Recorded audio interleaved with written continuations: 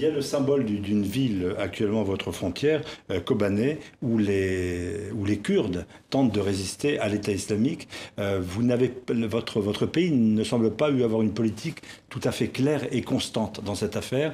Vous venez d'autoriser le passage des Kurdes de votre pays, de Turquie, pour leur venir en aide. Est-ce que ça veut dire qu'il faut aller plus loin, peut-être les armer ou engager votre propre armée aux côtés de ces Kurdes pour vaincre Daesh?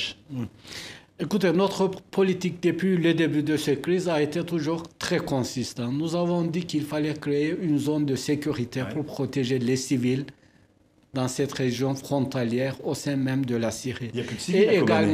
Il n'y a plus de civils. Non, pas à Kobané, mais il n'y a pas que Kobané. Il y a Alep, il y a Raqqa, il y a plein de villes. Il y a Idlib. Donc, il fallait créer une zone de sécurité qui sera protégée par une zone d'exclusion aérienne.